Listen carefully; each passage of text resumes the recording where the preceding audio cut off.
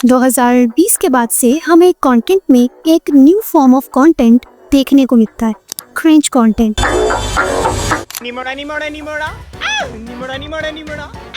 और 2025 तक यही क्रिंज कंटेंट कितने ही ज्यादा नॉन प्रोफेशनल क्रिएटर्स को मनी, फेम और इवन स्पॉटलाइट प्रोवाइड कर चुका है।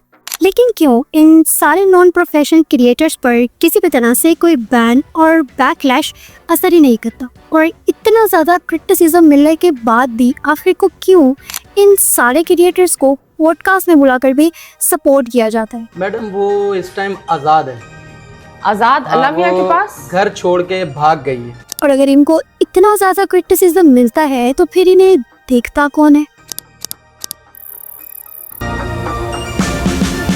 यस, आज के इस वीडियो में हम इन सारे नॉन प्रोफेशनल क्रिएटर्स के क्रिंज कंटेंट की बैक साइड साइकोलॉजी को थोड़ा सा डिकोड करेंगे। क्रिंज कंटेंट को अंडरस्टैंड करने के लिए first we need to understand कि बेसिकली कंटेंट होता क्या है। कंटेंट बेसिकली कोई आइडिया और इंफॉर्मेशन हो सकती है जिसे आप किसी भी फॉर्म में शेयर कर सकते हो, like in text, audios and definitely in video. But जब ये कंटेंट ओरिजिनल की जगह ओवर एक्टिंग, अननेसेसरी एग्जैगरेशंस पर चलने लगता है तो फिर ये क्रिंज कंटेंट बन जाता है। सिंपल वीडियो भी अगर 15 fake filters and 5 fake emotions के साथ अपलोड की जाएगी, देन ये वीडियो इंटरटेनिंग से इरिटेटिंग बन जाती है, व्यूअर्स के माइंड के साथ स्टेबल नहीं कर सकती, अटैच नहीं होती उनके माइंड के साथ, एंड व्यूअर्स को डिस्टर्बिंग फील होता है। Then it converted into cringe content, and इस क्रिंज कंटेंट को प्रोवाइड करने का बेसिक सोर्स टिकटॉक है। But anyhow cringe content फिर भी सबसे ज़्यादा पॉपुलर होता है। इस कंटेंट की रीच भी सबसे ज़्यादा होती है एंड एल्गोरिथम के साथ भी ये कंटेंट फिट बैठता है। लेकिन इसकी बैक साइड साइकोलॉजी एक ऐसी साइकोलॉजी है जो डेफिनेटली आपको शॉक करेगी। 2018 टू 2019 में टिकटॉक पाकिस्तान में ऑलरेडी पॉपुलर हो चुका था, लेकिन एनी हाउ क्रिंज कंटेंट का लेवल अभी स्ट्रॉन्ग नहीं हुआ था। बट 2020 हिस्टोरिक ईयर था फॉर क्रिंज कंटेंट और क्रिएटर्स। इसी टाइम में पाकिस्तान में इंटरनेट का यूज़ 77% इंक्रीज हुआ और यहाँ से ही क्रिंज कंटेंट का राइज हुआ। इस टाइम पाकिस्तान में बेसिकली कोरोना वायरस था एंड कोरोना वायरस की वजह से पाकिस्तान में लॉकडाउन चल रहा था। ये 77% इंटरनेट जो पाकिस्तान में बहुत फास्टली यूज़ किया जा रहा था, इस 77% में 90% यूज़ टिकटॉक का था, एंड यहाँ से ही टिकटॉक के क्रिंज कंटेंट को राइज मिलना स्टार्ट हुआ था।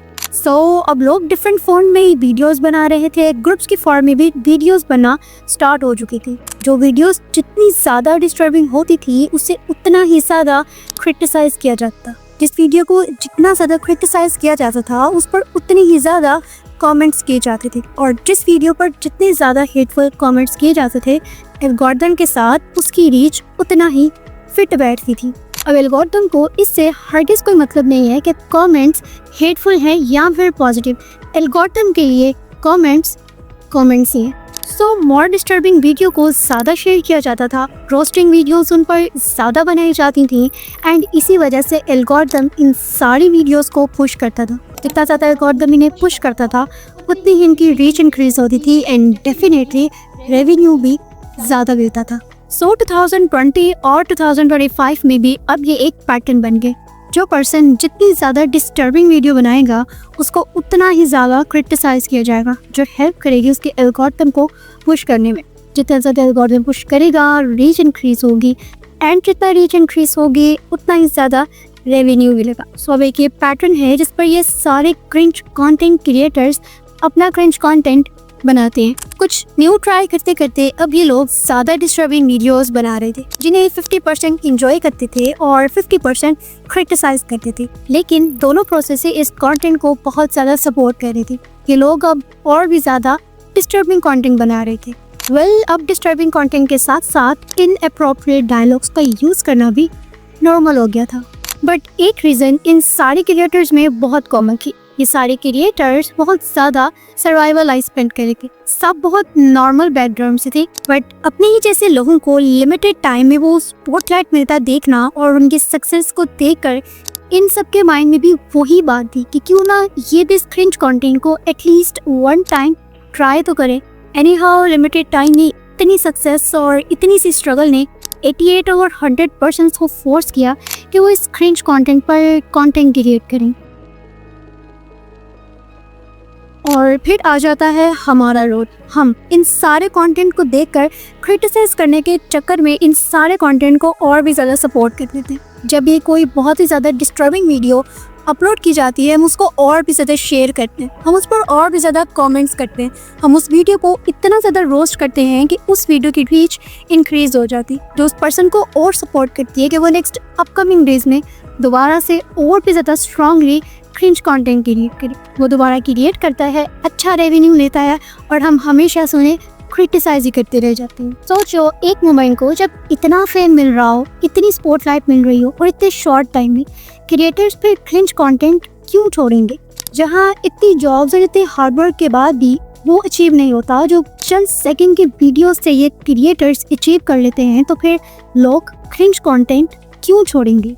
टिकटॉक का एक एक्सट्रीम पार्ट इन सारे क्रिएटर्स को सपोर्ट करता है और इसकी एक रीज़न व्यूअर्स हैं जो इन्हीं कंटेंट को सबसे ज़्यादा देखना पसंद करते हैं। यस, डेफिनेटली टिकटॉक के ऊपर इंफॉर्मेशनल और एजुकेशनल कंटेंट भी है, बट अगर इसको कंपेयर कर दो क्रिंज कंटेंट के साथ तो डेफिनेटली क्रिंज की रीच ज़्यादा है as compared to informational content, क्योंकि इंफॉर्मेशनल कंटेंट को सपोर्ट करने वाले उतने नहीं जितने क्रिंज कंटेंट पर क्रिटिसाइज करने वाले, और अपनी तरफ से क्रिटिसाइज किए जाते हैं लेकिन ये क्रिटिसिज्म उनके लिए हैवी टाइम सपोर्ट है। सो यस, ये एक बैक साइड साइकोलॉजी है इन सारे क्रिंज क्रिएटर्स की जो ये सपोर्ट करती है कि ऐसा कंटेंट क्रिएट करें। डेफिनेटली इस कंटेंट के ऊपर क्रिटिसिज्म ज़्यादा होगा, रीच ज़्यादा होगी और आपको रेवेन्यू अच्छा मिलेगा। जितना रेवेन्यू अच्छा मिलेगा, पॉकेट हैप्पी होगी, pocket happy then you happy. So yes, this is for today only and I hope कि आपको ये वीडियो अच्छी लगी होगी। क्रिएटर्स की बैक साइड साइकोलॉजी भी आपने समझ ली होगी and what you think about this cringe content, tell me in the comment section. Thanks for watching.